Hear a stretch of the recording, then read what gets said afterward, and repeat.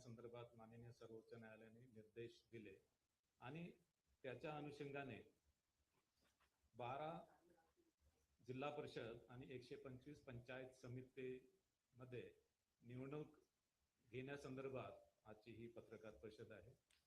ज्या जिल्हा परिषदांमध्ये या निवडणुका आहेत ते जिल्हे आहेत कोकण विभागातील रायगड, रत्नागिरी, सिंधुदुर्ग, पुणे विभागातील पुणे, सातारा, सांगली, कोल्हापूर, सोलापूर, छत्रपती संभाजीनगर विभागातील छत्रपती संभाजीनगर, परभणी, धाराशिव व लातूर अशा या 12 जिल्हा परिषद आहेत। या निवडणुकामध्ये प्रत्येक मतदाराला 2 मते देणे आवश्यक आहे। यामध्ये 1 मत त्याला जिल्हा परिषद निवडणूक विभागासाठी द्यावं लागेल आणि 1 मत पंचायत समिती निर्वाचक गणासाठी द्यावं लागेल। या निवडणुकीमध्ये नामनिर्देशन प्रक्रिया ही ऑफलाईन पद्धतीने राबविण्यात येणार आहे। विविध राजकीय पक्ष आणि उमेदवार यांच्या मागणीनुसार नामनिर्देशन पत्र प्रक्रिया ही महानगरपालिकेच्या निवडणुकीसारखीच जिल्हा परिषद पंचायत समिती निवडणुकीमध्ये सुद्धा ही प्रक्रिया ऑफलाईन राबवण्यात येणार आहे।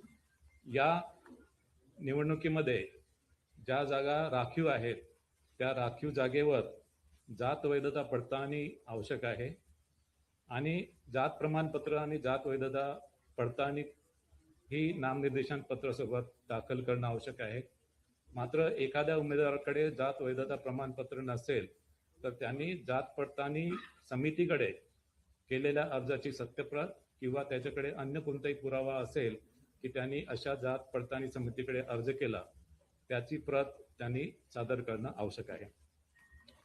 मात्र निवडून आल्यावर त्याला 6 महिन्याच्या आतमध्ये जात वैधता प्रमाणपत्र सादर करणं आवश्यक राहील आणि 6 महिन्याच्या आतमध्ये त्यांनी जात वैधता प्रमाणपत्र सादर नाही केलं तर त्याची निवड ही पूर्वलक्षी प्रभावाने रद्द होईल।